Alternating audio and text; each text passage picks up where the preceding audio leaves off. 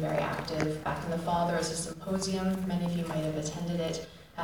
People from all over, from international states were in speaking about this issue in global context. And so what we wanted to do tonight was to bring it home and bring it down to a practical level in a way that might actually help to create some tools and help to create some ideas about practical methodologies that could be used, help to address this problem, and help to move forward with it in ways that would be useful. So all of our speakers are going to speak to different issues, and we'll let them give you a sense of what they're going to talk about. But in speaking with them beforehand and in crafting our ideas for the night, we came up with a few guiding questions that we hoped would guide not only the speakers' thoughts, but also the thoughts that we might be thinking about as we think about having conversation afterwards in the question and answer period and discussion period. So in brief, I'll just let you know what those questions were. We asked our speakers to think, in what ways have you seen individuals, groups, and communities addressing and opposing environmental racism? In your view, what legal tools seem most capable of addressing and opposing environmental racism? In your view, how can legal tools and grassroots activism come together to make real and lasting change? And finally, in your view, what legal tools are missing from the range of available options? So in other words, where do you see the most need, and what are the gaps that need to be filled? So those were the broad questions that we had in mind, and we were hoping to be part of tonight's conversation. And with that, I'll turn it over to Jaquess.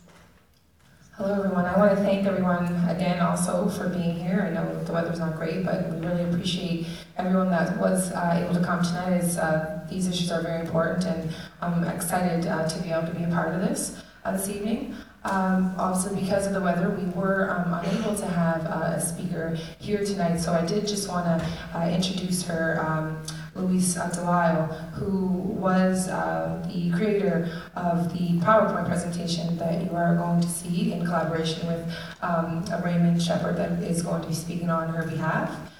So Louise is a resident of Shelburne, Nova Scotia, and a founding member of the South End Environmental Justice Society, which is a community group that advocates for recognition of the harms that have followed from the sitting of a town dump in Shelburne's predominantly African Nova Scotian South End community.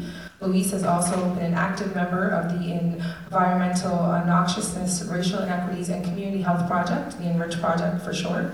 And she has also helped the Nova Scotia Environmental Rights Working Group to prepare informational materials on the experiences of African Nova Scotian communities in Shelburne.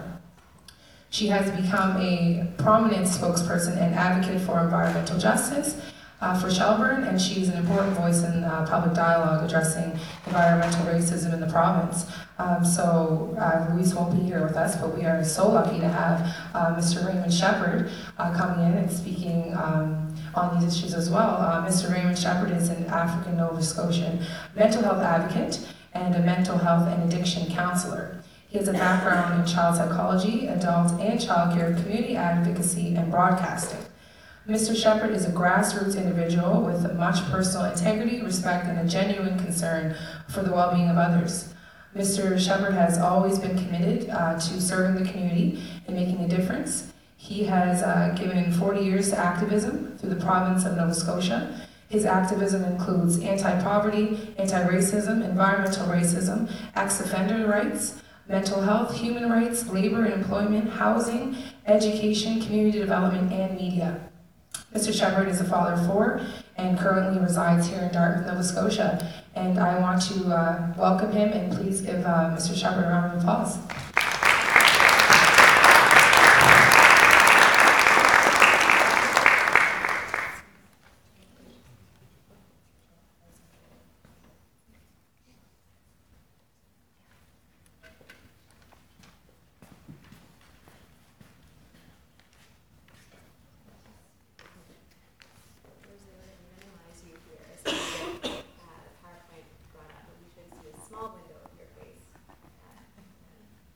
No problem.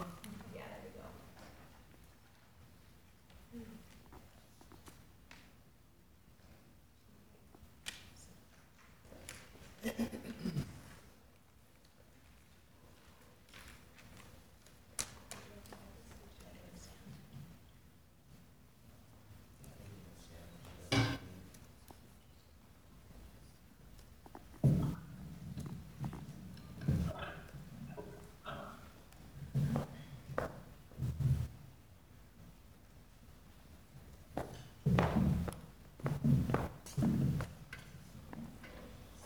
Good evening, everyone, and thank you very much for coming. I'm a fill-in, and if you had an agenda, you would see my name was Louise, but Louise is not here, and she is my friend for the last 30 years, and we work collaboratively together on issues regarding environmental racism around the province of Nova Scotia. I come from the African Nova Scotia community of Lincolnville in Guysborough County, Nova Scotia, which has a second landfill located a mile and a quarter away from the community. And so I know firsthand, having grown up in the community, about environmental racism. But I'm speaking about Louise's environmental racism perspective this evening, but that will go back and forth in terms of my own, if you will. She sent me some notes so that I could definitely follow her way of thinking in terms of addressing the issue of environmental racism as it pertains to Shelburne, Nova Scotia. The site of the town dump in the African Nova Scotia community of the south end of Shelburne is solely based on environmental racism. The residents of this African Nova Scotia community has grown so sick from the pollution that emanated from the town dump that we are, and this is small print, mind you, and I'm old, did I mention that? Anyway, so what's coming out of the dump, what was coming out of the dump, was causing many difficulties and rare cancers in the community at a higher rate than they ever been seen in the community prior to. The dump finally closed based on Louise's efforts and many others. But the dreadful, unhealthy conditions that were forced upon the community are still making people sick because of the exposure to the smoke and smell, and possibly the well water may also be contaminated. As we look back and look at the outside through windows that reveal only smoke-filled air and black ash falling from the sky like a bomb had just gone off, when in fact it was a lethal bomb of chemicals and whatever else was there to be burned was the normal view from the dump. The air was thick, and it seemed eerie, quiet. No birds, not even gulls. They flew away. Why? So when we take a good look at our environment, and the environment in our world, when the dump was operating in our backyard, it reveals many injustices of this common recurrence. When we met as a community, we realized this was not a good thing for us and that we were in danger. We have been exposed to the toxic mix of chemicals and whatever else that went into or escaped into the air, into the soil, into the water, and yes, into us. The likelihood is very high that we have been exposed to something that causes cancer and is killing us. In fact, our civil rights as property owners were violated, and also our human rights. In the community of Shelburne,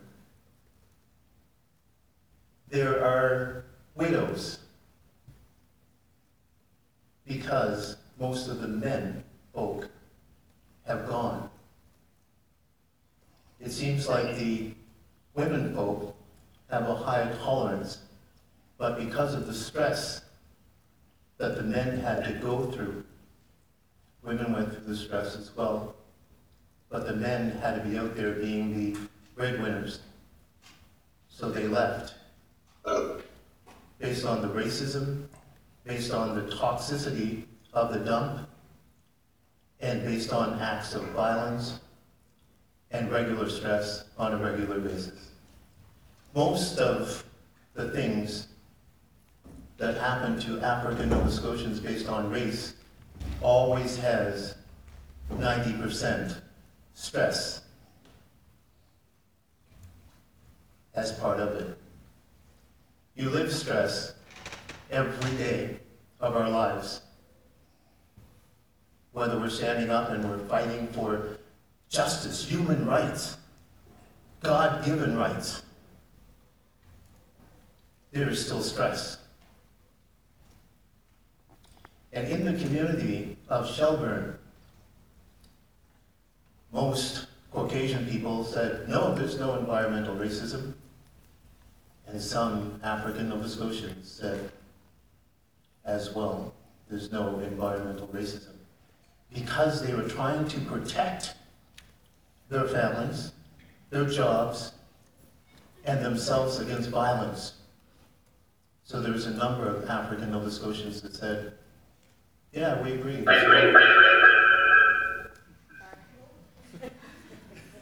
FBI tapping in again. Anyway, so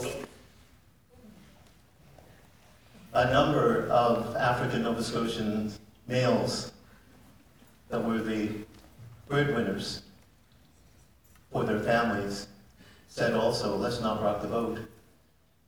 We need a job, even if it's a cleaning job, even if it's a woods job. No, there's no environmental racism here. And then town council and a number of town councils said, no, this is not environmental racism. Why are you people always playing the race card? Well, that's amazing in this day and age. Sounds like Donald Trump, doesn't it? Shelburne, like many African Nova Scotia communities, were targeted because it could not mount defenses, adequate defenses. The weakest link, they thought and think, is the African Nova Scotian and Mi'kmaq communities. So therefore, we will locate anything and everything that we got to get rid of in, around those communities. We know that they have no large incomes. We know their level of education is lower because of the school system and how we rig that. So let's locate this dump over here. Let's play with this waterworks over here. We don't care. They cannot stop us. That's what they thought in Shelburne. That's what they thought in Lincolnville. That's what they thought in Alfredville. And many Mi'kmaq communities throughout the province of Nova Scotia. But there's something that all governments worldwide must realize. It's in us as a people. Sometimes it takes time to fight back for the justice that God has given us.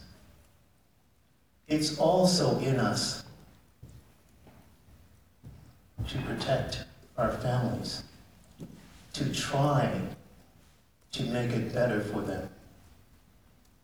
One of the things I say as an individual when I'm addressing environmental issues and other things, we strive so hard as African Nova Scotians to give our families, our children, what we did not have.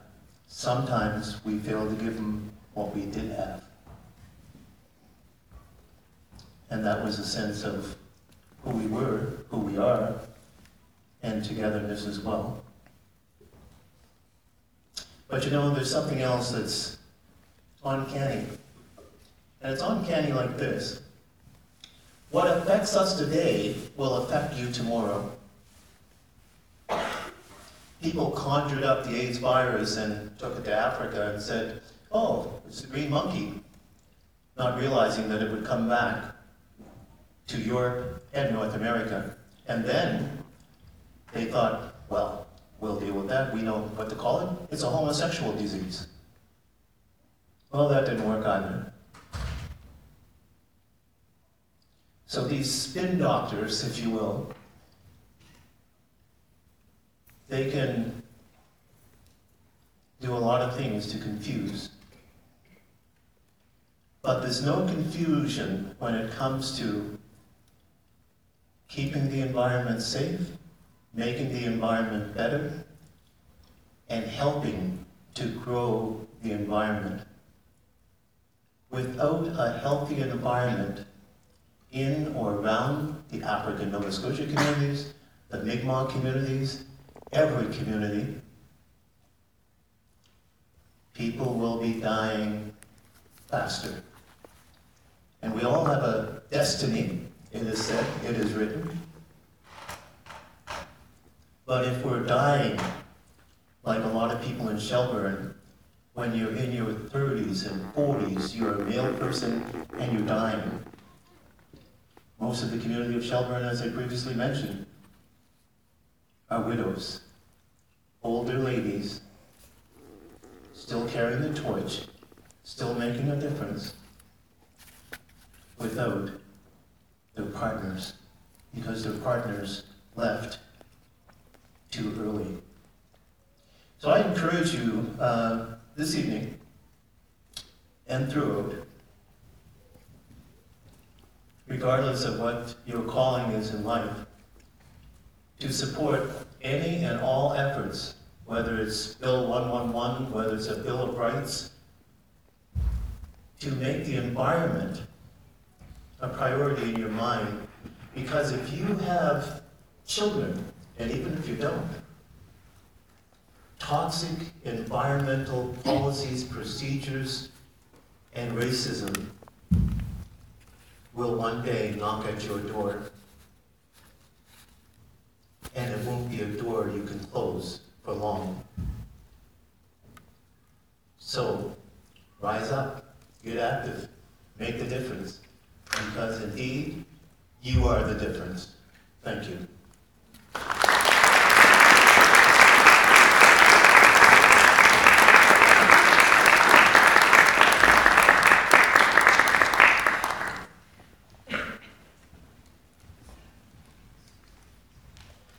Thank you very much, Mr. Shepherd. Now I would like to introduce Rosalie Francis. See her up in the corner there. Rosalie Francis is a lawyer at Birchall's LLP and a member of the Sibiga First Nations. After completing her BA at Dalhousie University, she earned an MA from St. Mary's University, where she wrote a master's thesis on Mi'kmaq protocol and treaty negotiations of the 18th century. She then went on to do a law degree at the Schulich School of Law at Dalhousie University, and when she graduated, she was awarded the Donald Marshall Jr. Award for her engagement with Indigenous issues. Rosalie works in a number of different practice areas at Birchall's, but she has developed significant experience and expertise in the field of Aboriginal law. She is also a member of the Board of Directors of ACLAW, the East Coast Environmental Law Association, and this academic year she has been supporting a student group, pro bono group, who are putting together research for ACLAW on Aboriginal and Indigenous law and in an environmental context in the Atlantic region. So I would like to welcome and thank you, Rosalie, for Skyping in, and if you guys could give her a welcome.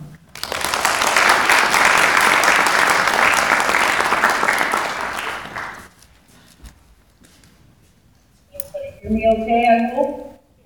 Yeah. Yes. Awesome. Well, first of all, thank you for inviting me to tonight, and hope this Skype thing works okay. For me, I guess my presentation tonight is going to be from a theological perspective, and as well from a smart perspective. I can speak to, I feel like I speak competently to that issue of just some of the issues I deal with on a daily basis on environmental racism facing the Indigenous community. I don't think I have to define environmental racism at this point. I think probably everybody is pretty familiar with the idea and the concept. But I will reiterate that it's a form of action by and administrative organizations that are dealing with specific issues around development, projects, initiatives that aren't blatantly focused on a particular group, but the emphasis is usually a negative effect, specific vis-a-vis the Black community, Indigenous community, and maybe others. So for me, in environmental racism, I think one of the, probably many issues go on and on about from the Aboriginal perspective, but I'm going to try to focus on two. One is process, one is the. So when we look at process, environmental racism begins to manifest its process when nations collect food. So let's say we're going to develop a dump. And somebody's got a group somewhere, maybe the municipality forms to buy. And First Nations are their perspective on the location of the site, development, potential effects. They don't have a role, so they lack power. And so, good religion, yeah. I'm just going to interrupt you for a second, if that's okay. Yep. Our sound here is coming through a little bit patchy. I'm starting to get a bit of an echo, so I'm wondering, not sure what we can do on that, but maybe can you just give us a second to troubleshoot, was that? Sure, absolutely. Sorry about that. No, I'm sure it's not your fault. If you just shut up our mic, it should do it. Yeah.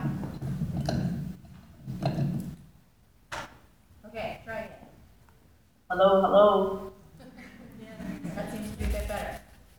Okay. Just cut me off if it gets patchy again. Yeah, we will. So sorry, Leslie. Oh, no. Gotta think where it was process. But yeah, when decisions are being made on location, or even if you're going to go ahead and look at the effect, First Nations aren't a part of that process. So they don't have a voice, their perspectives aren't considered. And even if they're not a part of the process and they raise issues, it's not seen as significant or they're less than important in comparison to the broader society. And we've seen it, Nova Scotia, I would say, prime example, is many people are familiar with Harvard in Pictou land, and how when you look back at the facts around the development, the cycle-based post-Harvard, yeah, that's something like that next to a reserve prime location. It's just, but that is the temple system. First Nation issues aren't considered significant, and First Nations are ignored. And the other part is when the issues are raised. So Old Harbor was in 1967, I think, 66, and it's now 50 years later. We're still talking about Old Harbor and Canada. And so the response from government when the issues are raised about environmental are basically ignored until it's to respond. And most times it's forced to respond in a number of ways, grassroots activities, legal activities, or a broader society. You have non-Indigenous people who have some power in the community, accountability, or the government feels they're now more accountable to them, then they start to pay attention. So I think that's the issue that I often lurk in. The other issue, I think, is when you look at how the government responds, or how they have to choose the site as well. I think about often back, and I think about the Vegas City River And so certainly when that project came through, yes, all people use the big negative sports, fishermen, police for leisure, tourism, but it's the mix of community that uses it. So they tend to have the substantial, or would have the most substantial of any environmental damage that can do. But again, even though they voice their concern, it was ignored until you go to court. And so I think that's a formative part of racism, where again, it isn't a blatant targeted aimed at persons, but it's the recognition that they lack this kind of power and there's a lack of accountability to them, so we can ignore their issues. So you just have to look across Canada, I think, and it's amazing, right? I think we're all familiar with grassy narrows. I remember reading about grassy narrows when I was over, and the extreme poisoning that stuff in there caused deformation in children and other mental health issues, physical health issues.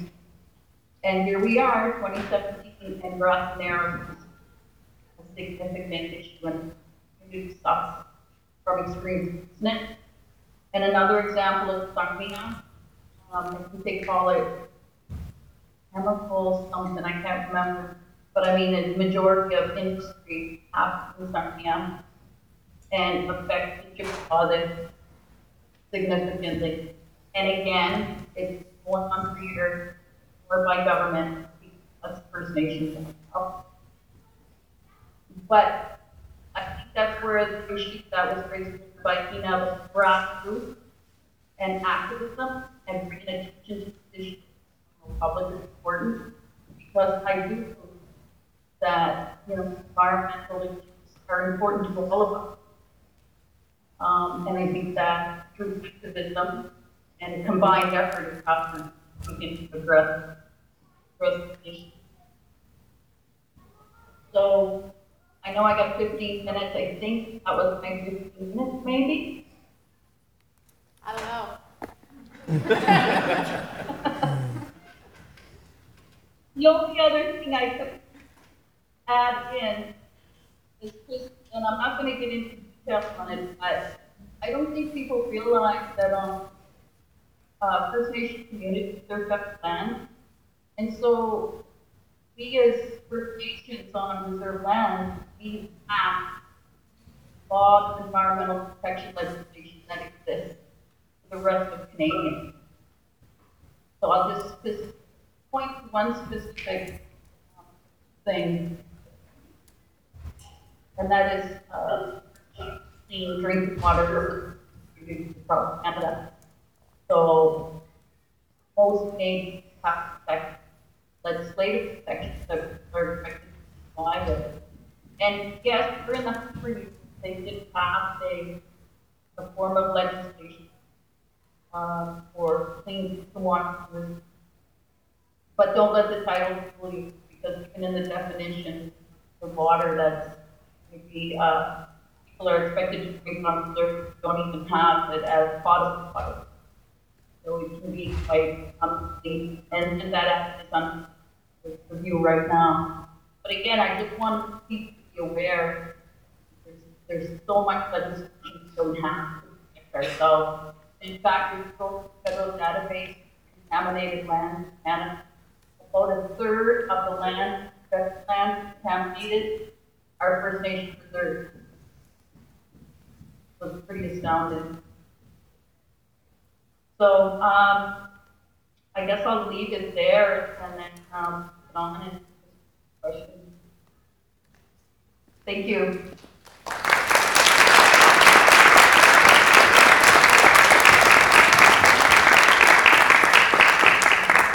Thanks so much, Rosalie. We're going to minimize your window again here, so we will have a smaller version of you while Sarah does her presentation, and then we'll bring you back up big John.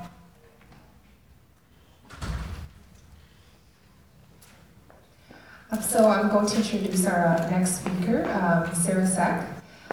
Sarah is a professor at the Schulich School of Law at Dalhousie University, and she is the most recent appointment to the school's Marine and Environmental Law program.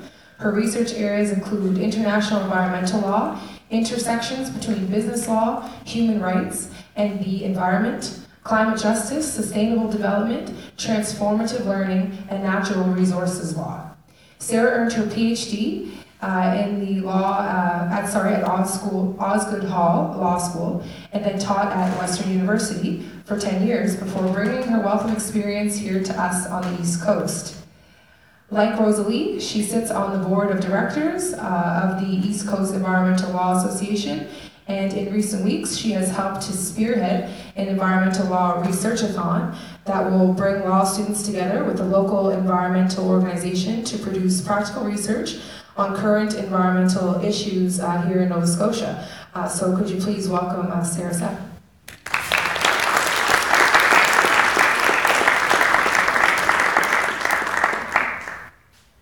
Thank you.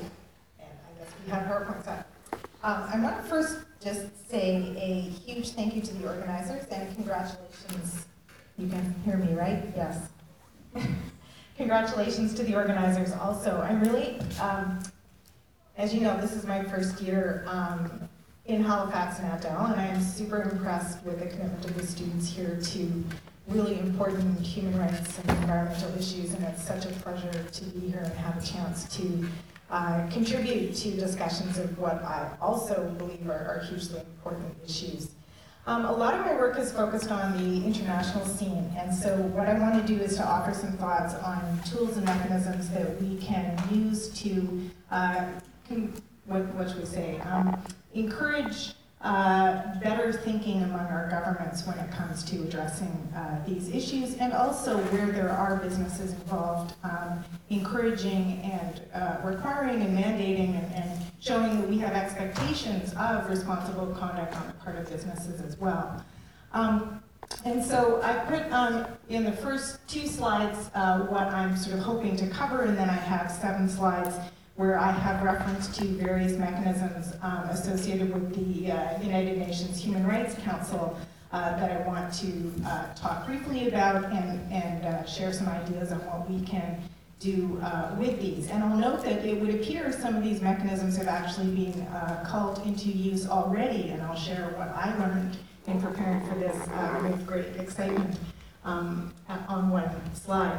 What I've done also is to make this a useful tool, so I had a few handouts sitting there if people pick them up. If you don't want to get hold of the electronic version, I do have the links to the different sites there so that you can check out the different tools and mechanisms that I'm suggesting at a later date if you want, and I believe the slides are also available, or will be available to anyone who wants them electronically. So to start with, environmental racism is very widespread around the world. This isn't just a Canadian problem, just a Nova Scotia problem, just a North American problem, it's a global problem. And different communities all have different experiences, but one of the things that something like the UN Human Rights Council can do through the work of its special rapporteurs and other mandate holders is to see if we can develop common language and common understandings of what the responsibilities and duties of states and businesses, for example, might be. So my first thing, what are we doing here? I want us to think about what lessons we can learn from the work of the UN Human Rights Council, special rapporteurs, and working groups who seek to clarify the duties of states and the responsibilities of businesses to prevent and remedy environmental harms, including especially harm to vulnerable communities. The language that we see in many of the Human Rights Council reports refers to vulnerable communities, which has many different pieces to it, but that's why I've chosen that particular language, and we can see it as something that encompasses environmental racism issues as well as other kind of intersectional issues, such as the rights of the child, gender dimensions, as two particular examples. Second, second point, I guess, is besides just introducing you to the work, thinking about how we can be part of the conversation in terms of refining what it is that we expect of states and what it is that we respect of businesses, is to think about what are the opportunities that we can invoke to actually get UN Human Rights Council members, and in here I'm thinking in particular the special procedures mandate holders, who I'm going to be focusing on in the next bit, to actually help to clarify the duties of governments and responsibilities of businesses to clean up and remedy legacies of environmental racism in Nova Scotia itself. So these, the people who hold these UN human rights mandates, the people who sit on these working groups, they study and report and develop guidances and recommendations, and I'll talk through a few of those in a minute. But they also do things like country visits, and they are, and they have, some of them have done country visits to Canada, which I'm going to talk about in a minute.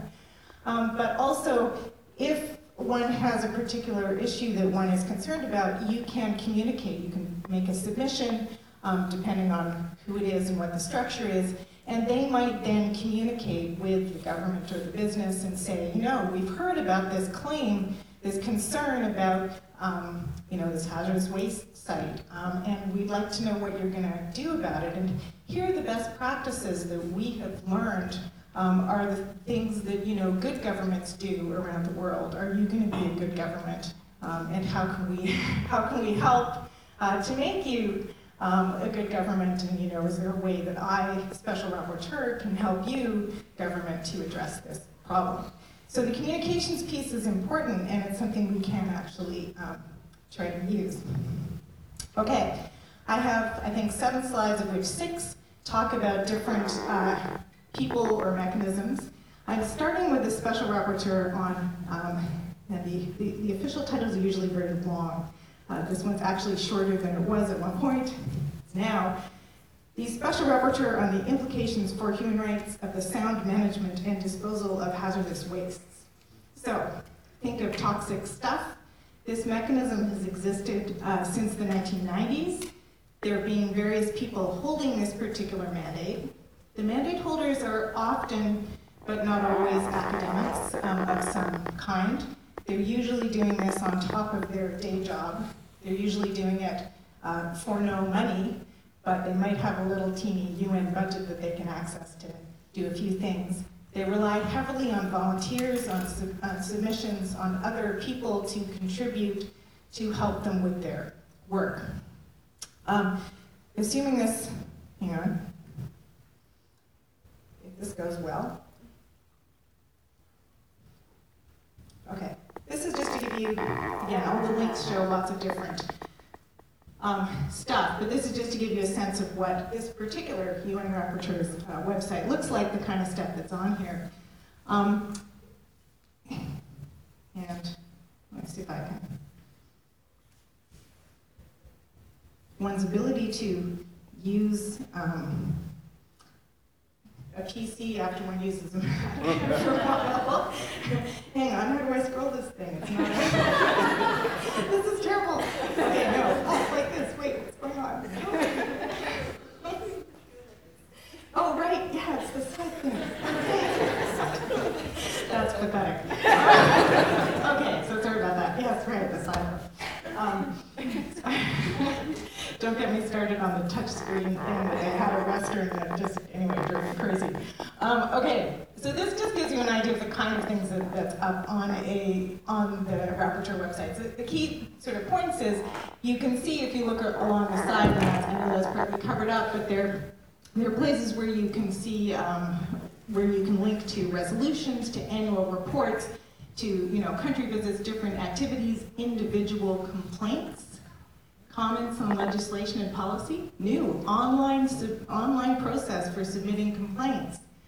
And then you can look through issues in focus, the rights of the child in hazardous substances and wastes, right to information. So I heard this particular Special Rapporteur speaking at the UN Forum on Business and Human Rights in Geneva in November about his report on the right to information. So this is, again, an example lots of interesting work. Right now, he is calling for inputs on the rights of workers and toxic chemical exposure with the intention of developing guidance on that particular subject. Okay, that worked out. His latest report, July 2017, is a list of guidelines for good practices. What's interesting, if you pull this up, is there's, again, reference to things that states should do, things that businesses should do, which include things like enacting and enforcing legislative and regulatory frameworks to protect human rights against infringement, not lowering standards of protection, do not discriminate against any vulnerable groups, including, and then there's a long list.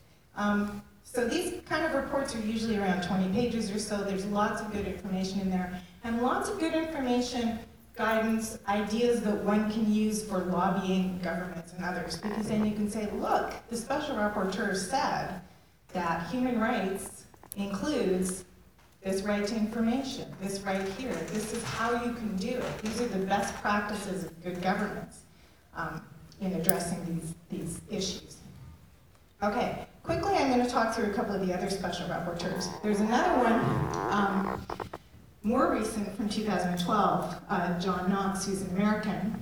And he was appointed first as an independent expert and now as a special rapporteur on human rights and the environment.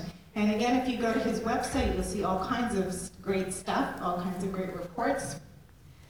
One of the interesting reports he did is a mapping report, and he has draft guidelines that may actually be released today, but I didn't have a chance to check.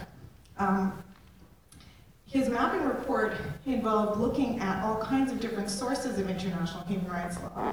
So, and I sort of jumped into this without saying, in 1948, there was the UN Declaration on Human Rights, and then in the 1970s, there's, the Civil and Political Rights Convention, the Economic, Social, and Cultural Rights Convention, and then there's a Convention on the Rights of Women, and the Convention for the Elimination of Racial Discrimination, the Convention on the Rights of the Child, et cetera, et cetera, et cetera.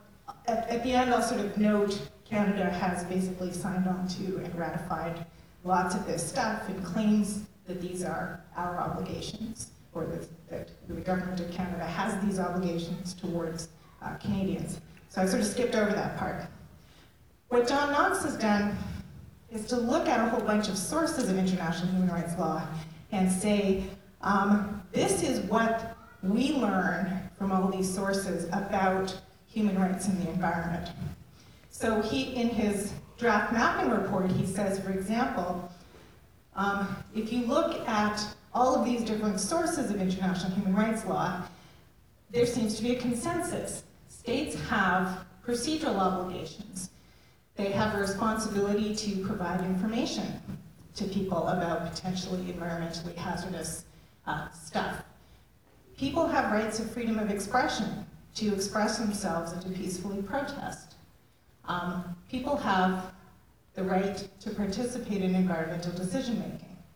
Now, some people may have different kinds of rights, so if we move on to the next special rapporteur, we can think about Indigenous rights, often expressed as to free, prior, and informed consent.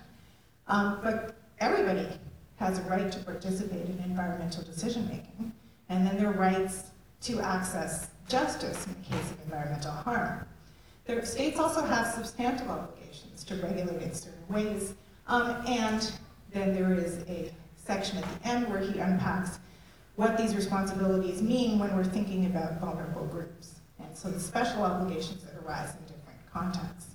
So again, another great source of best practices with all the same stuff. You can bring complaints, you might do country visits, and so here's another one, Indigenous rights, currently held by Victoria Tawi Corpus, previously James Anaya. I followed James Anaya's work quite closely at the time because he did a great report on extractive industries and Indigenous rights.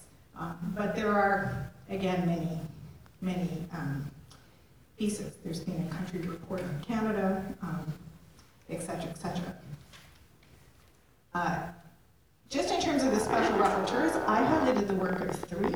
There's about 48 thematic mandates. These include mandates on the right to food, the right to clean water and sanitation.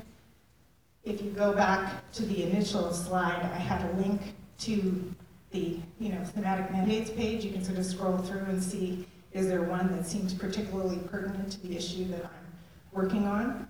But the other thing you can do is to see how it is that the special rapporteurs refer to each other's work, and sometimes they make statements together. So if you're interested in climate change, there are a lot of joint statements on human rights and climate change. For example, a joint submission to the negotiation of the Paris Agreement on the importance of taking a human rights perspective in thinking about the climate negotiations and what that might mean. And so when I talked about John Knox's mapping report, for example, he looked at a lot of sources of international human rights law, but that included looking at the work that some of the other special rapporteurs had done on different issues. So he looked at the work that the previous rapporteurs on toxic substances, what had they said about human rights and the environment? And what had previous rapporteurs said about indigenous rights and environment, for example? So again, there's a lot of really great material. Okay, so I have not previously followed the working group of experts on the people of African descent. And so as I was preparing for this, I saw with great interest that they did a country visit to Canada. And they released their report on the 16th of August, 2017. It is a fabulous report. People should read this. I was so excited when I saw it. And again, this doesn't solve the problem, but it's a good talking point with governments if you've got a UN report that says, of course I've got too many stickies on things here, let's see if I can find it. Here, paragraph 63. Environmental racism is equally a concern. Landfills, waste dumps, polluting industries, and other environmentally hazardous activities are disproportionately situated near neighborhoods where many people of African descent live, creating serious health risks for them. For example, the African Novascotian community of Lincolnville has been dealing with the social, economic, and health effects of first and second generation landfills since 1974. There has been no consultation with African Canadian communities, and no response has been provided to their concerns about environmental hazards. There's also an absence of policies and legislation to address the long-standing environmental concerns in these communities. That doesn't solve anything, but it gives you a talking point, right? And then that talking point is extra good when in the conclusions they say, paragraph 96, the government of Canada should, and note this, right? It's the government of Canada that signs on to these international human rights obligations. And it's no excuse under international human rights law to say, well, you know, we couldn't make that province do something. It binds all of Canada is bound. And the government of Canada should, according to this, encourage federal, provincial, and municipal governments to seriously consider the concerns of African Nova Scotians and help to develop legislation on environmental issues affecting them. Urge the federal and provincial governments to consider adopting measures or developing legislation such as Bill 111, an act to address environmental racism, etc. Okay, I have 2 minutes and so much more to say, but I'm going to skip through. So, actually, it should be easy. So the next part that I have here is just a note on the working group on business and human rights. I follow business and human rights issues a lot more, so I can easily say a lot more about this stuff. What I want to note, though, is this is another group that made a country visit to Canada in last May, and they've issued their preliminary report. I've worked on business and human rights issues for a long time, and I happen to know a couple of the people on the working group. And so I knew they were doing a country visit to Canada because Surya Deva and Enironmental, who I both know, tweeted to me, hey, we're coming to Canada.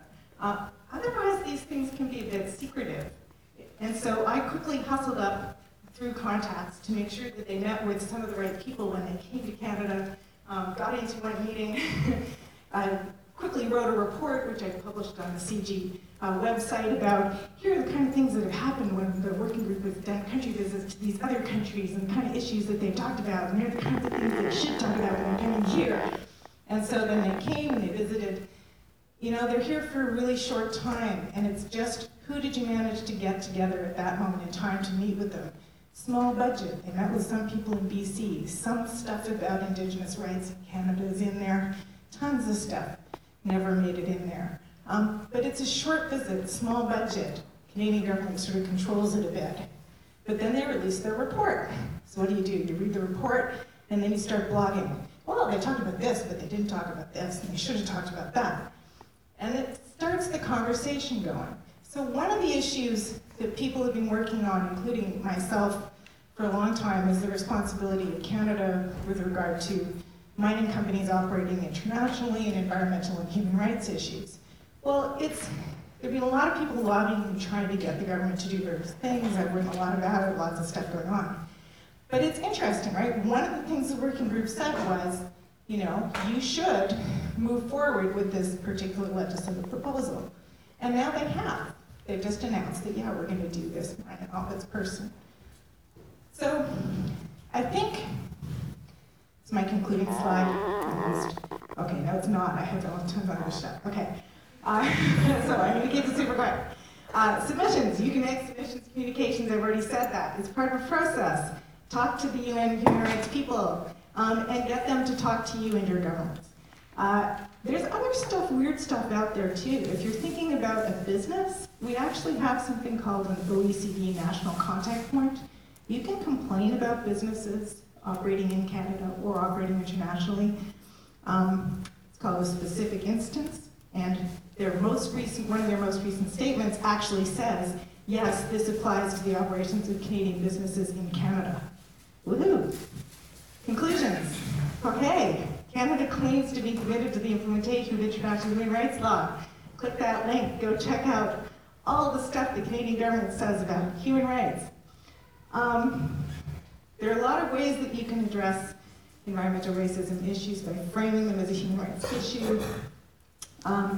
And then just the final note is, I don't know if anybody here knows anything about the Universal Periodic Review that Canada is going through April, May this year. If you do, this might be another good opportunity. It's not something I've followed.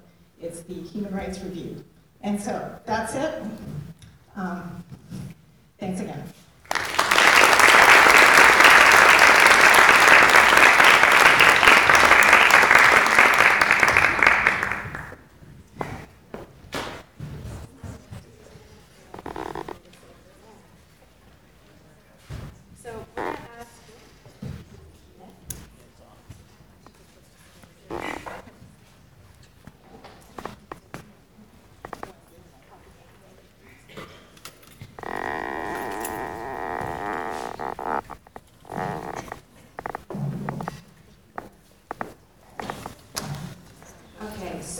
We're going to do a Q&A period. Rosalie, I'm going to bring you back up into a larger screen here. And somebody has suggested, is wondering if maybe you have headphones, Rosalie, and if that might help in any kind of way. I'm not sure if it will, but just throwing that out there. Just in terms of the patchy sound.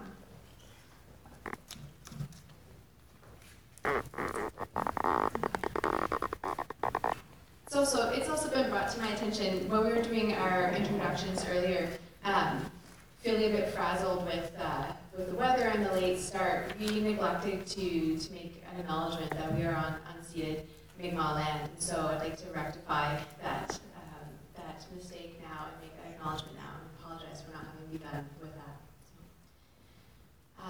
Okay, so for the question and answer period, I think what we're going to do is I will carry a mic around as where I see hands, and by speaking into the mic, hopefully Rosalie ought to be able to hear you. Rosalie, can you hear me now? Pretty well okay? Yep. Yeah? Okay.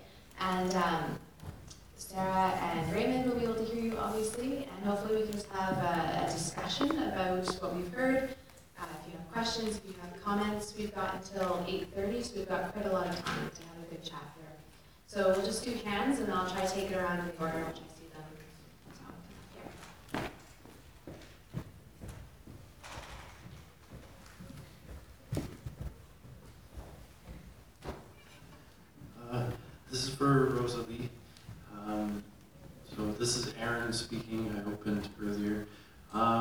So I guess my question is around moderate livelihood and the issue of moderate livelihood post-Marshall decision. And so I know when I speak with a lot of my friends, my Mi'kmaq friends, back in my community, I sing with Eastern Eagle, a lot of the boys from Civic and Negative. There's the issue of what is a moderate livelihood, because it's really, not defined post-Marshall. And so the thing we often talk about is, do we really want to go forward with any kind of decision within the courts to define what a moderate livelihood is? And some say yes, others say no, because there's the fear that if we do go to court, that right will be extinguished. And so, my question is, what is your opinion on the best way forward in determining what is a moderate livelihood? Thanks, Aaron.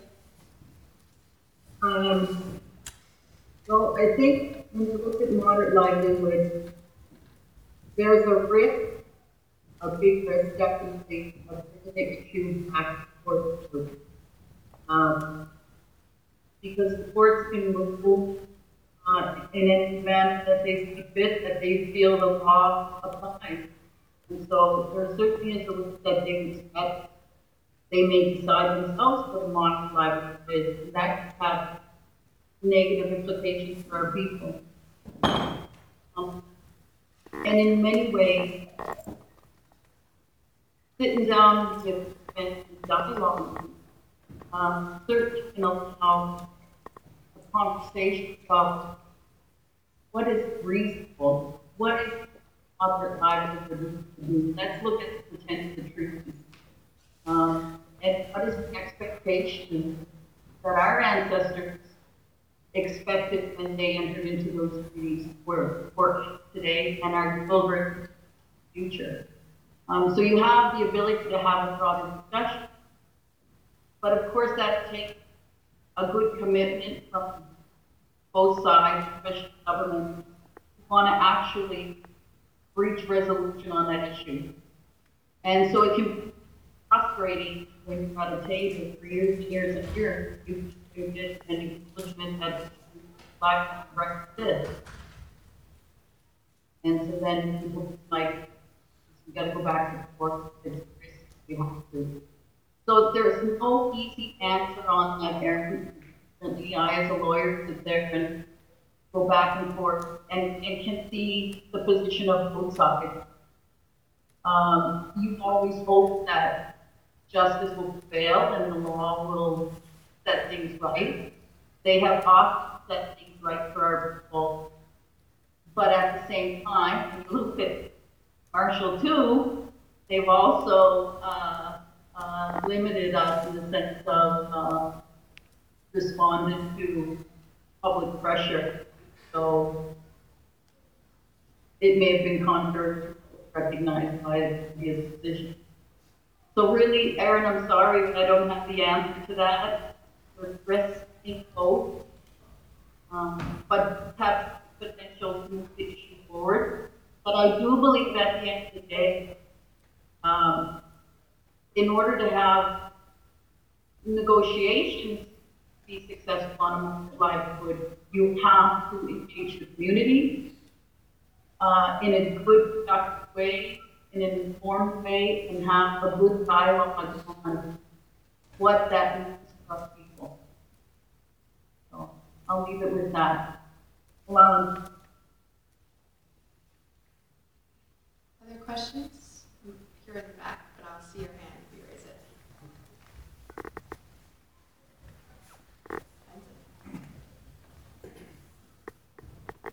Yeah, this question's for all three of you. We're talking about possibly lobbying the government about the environmental issues that revolve around the marginalized communities. Is there currently any a party or a group of people who are lobbying against the government doing this work for us? The Black community gotten together with the Mi'kmaq community and also looked out towards other environmental groups to address this issue?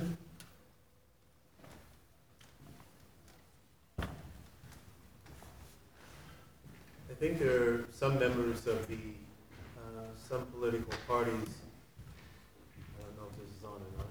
Yeah,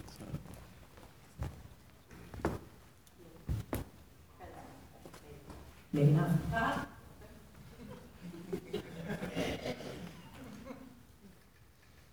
I think there are some members of different political stripes, if you will, that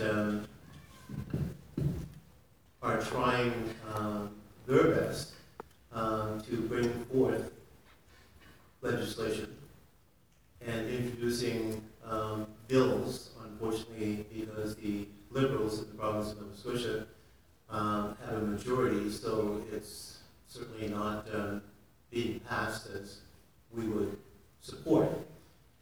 And I think there are efforts, I think those efforts have to be increased to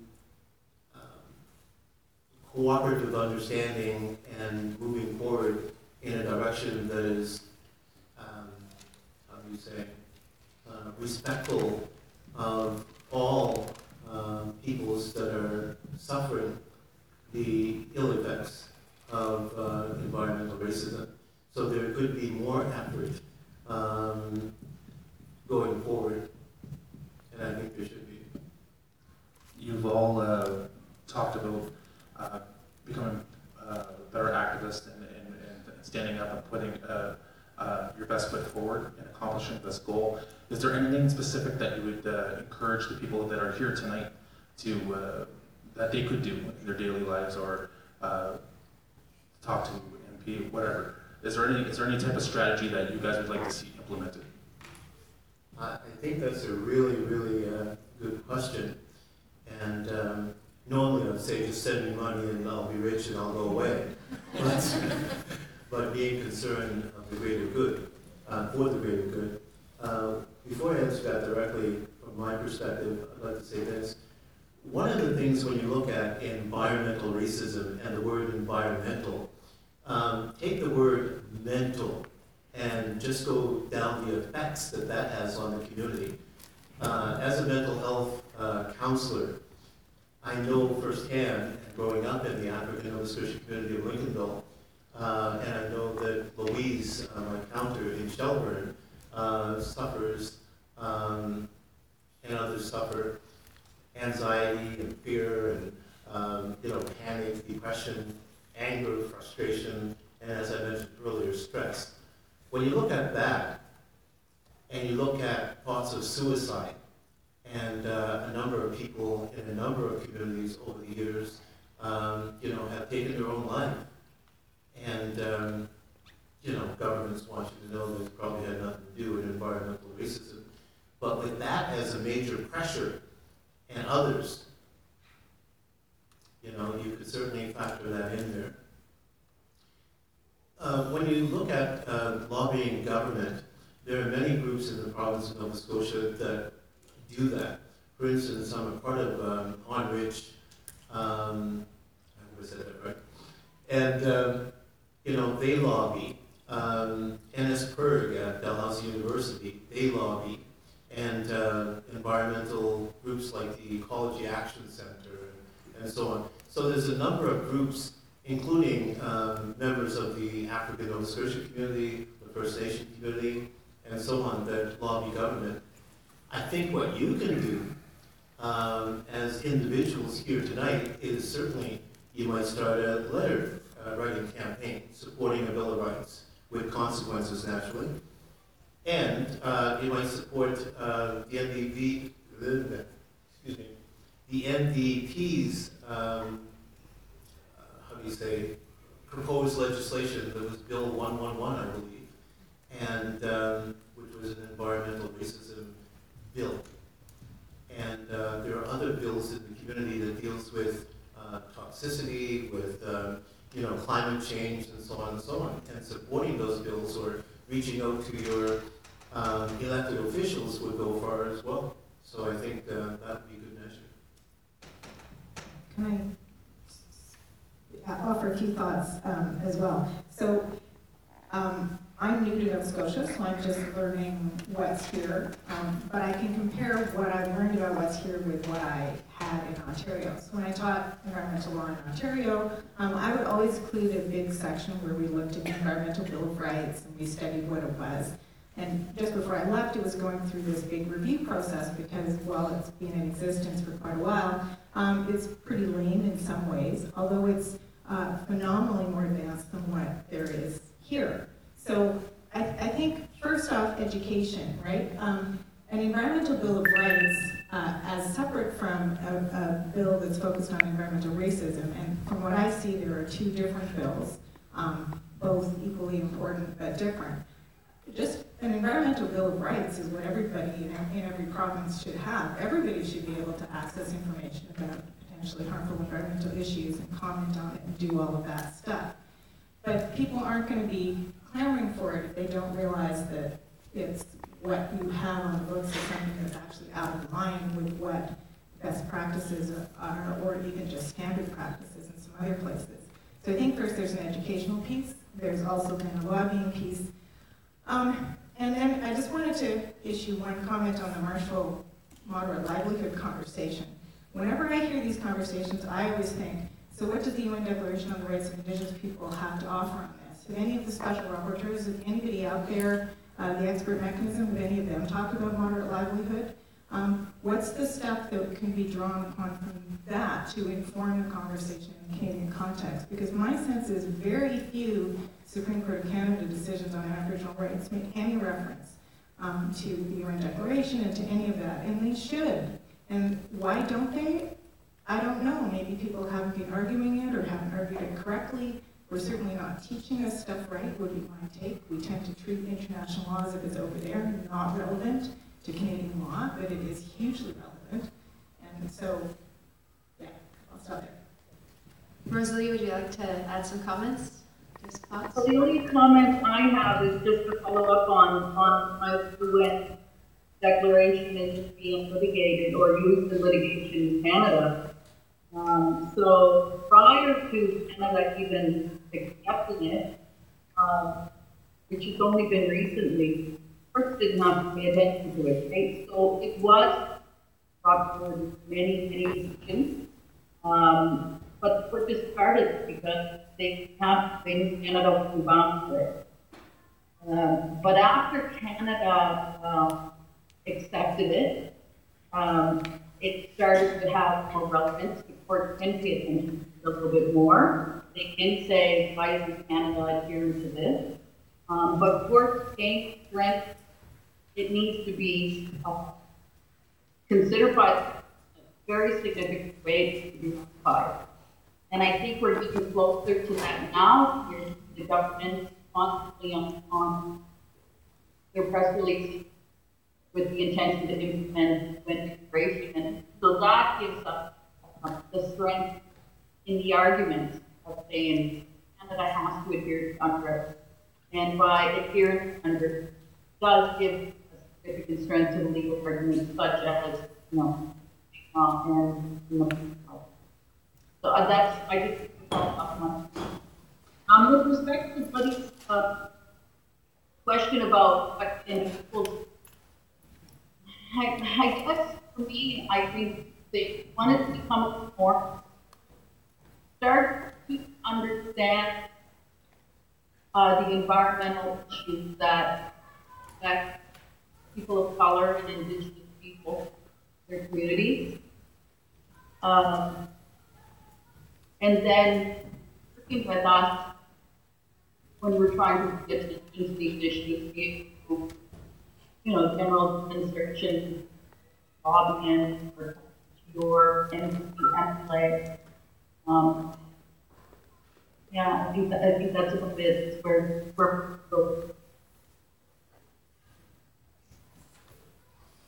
Other questions? Okay, see one over here, just a second.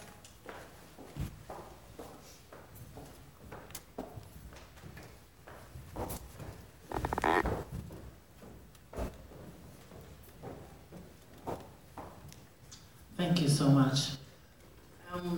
My name is Lynn, and I've been working on issues of environmental racism for a very long time, without even knowing the terminology to begin with. I remember in Nova Scotia, without aging myself, when the word wasn't used, but yet we were fighting issues in our communities. We spoke of Lincolnville. I come from the community in Truro, who was fighting issues, Africville, around for that. So I just preface what I'm going to say with that. I was really upset today. And you might think it's kind of strange why I was upset, but I was upset with the Prime Minister's announcement that the government of Canada would now be officially recognizing the decade for descendants of African people, which is the UN decade, started in 2015. But he announced it today, and I was really upset because the communities concerned, for example, African people, we remember when it was just 1 year that we were fighting, and then we rose up and said 1 year is not enough. And that's where the 10 years came from. So it's over 10 years that so I'm glad you raised, actually, my sister, the DPAD and the report, the recent report. But we've been at this a very long time. What I was really upset, and I found it quite offensive, that people didn't even raise the fact that we've already lost. Anybody good at math? Is it 3 years? But really, if you want to add it, we've lost 4 years. And there was no call. Everyone was saying, oh, isn't this great? The Prime Minister has done this wonderful thing. And they didn't talk about the racism and the white privilege and what have you that came in that period of time of not addressing these issues. So then I come this evening, and believe it or not, it actually makes me happy. I'm proud, I'm pleased, because so many came out, even in the weather, to discuss environmental racism. And it shocked me the first time, just a couple of years back, because we were working on these issues, and you actually didn't see white faces at the meetings and fighting for those issues. And now there's also a sadness, because you don't see people of color, the people that we're fighting for example, African people and First Nations people, at these humongous events now that we're organizing. So it's all well and good to say we need to be educated and we need to do this and that, but there's there's a missing ingredient. And I don't say that because I have the answer. I say it to raise that what is it that we're really trying to do? What are we doing? Are we educating? Are we creating a movement? Are we looking for change? That somehow or the other, in doing that, if you don't have a prescription for how to really engage the people who are being affected, directly affected, then we're never going to get where it is that we're going, or I think that we're trying to get to. So, like I said, I don't have all the answers, but I'm just raising a flag to tell you that we're still not there. We're still missing a piece of the puzzle. You're gaining the numbers. This is wonderful. We're getting more interest at a broader community, but to benefit who and for what reason? Because we're getting our degrees, we're getting our education, we're getting law degrees, we're getting degrees in environmental this and environmental that, but there's that still sadness that's lingering that I somehow or other think that we need to talk about how the people in those communities are feeling and how we're going to engage them. And I'll say one last thing, because my brother mentioned on Rich, and I remember raising the issue once about somehow or the other, we need a committee within that pulls in African Nova Scotians and First Nations community, somehow or the other. I don't care if they're sitting at that table, at that place, maybe they're sitting in their communities, but still a part of it. We don't have such a committee, and so I still don't have hope yet that we're really going to change what it is that I think we're trying to change. Thank you, Annie. I'm going to speak to a couple of points on that. Thank you so much for those comments. I want to clarify one thing that I said and then just offer a couple of thoughts. The clarification is when I said educate, I didn't actually mean the people in this room or even the people of vulnerable communities. I was thinking educating everybody else so that they get that it's patently obvious that we need to have environmental rights bills and we need to have environmental racism bills, and that's just obvious because it's necessary and it's a responsibility and it's an obligation. So that's who I think we need to educate, and the people in this room need to all help as we move in that direction. Because we don't get the legislation if the people who aren't in the room don't want it, as one point. But then if we get the legislation, and ideally one would have legislation that would actually, and best practices in business communities and other things, would be stuff that would provide support so that those for whom the legislation is there can actually have the ability to participate in a meaningful way. And then just the last point was there are never silver bullet solutions and silver bullet approaches. It's always really important to tackle things from all kinds of different places. And so maybe we move forward on a couple of things, but there's still a lot of work to do on a lot of different angles as well. Sister Lynn, thank you for your comments, and I do agree that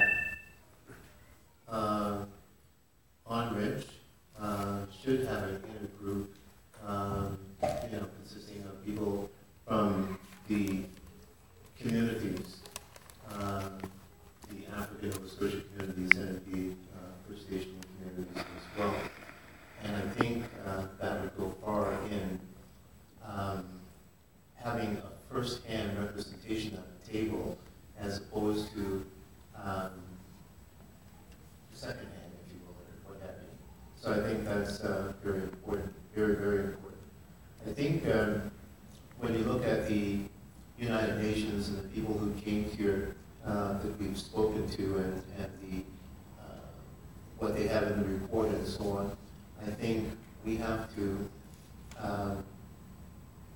use that in ways that are constructive, in ways that are constructive to formulate, if you will, somewhat of an ironclad plan in going forward and utilizing that information and utilizing those rapporteurs, I think that's right, in going forward. Because yeah, even myself, I must acknowledge that I come to meetings like this, and I've spoken nationally as well as locally across the province of Nova Scotia on environmental racism for a number of years, dating back and so on. But I wonder in my own mind, sometimes I say, well, where's this going? I'm out here and I'm running and I'm doing this and doing that, but where is it that I will end up, or my efforts, where will they end up, and so on. So I often question that.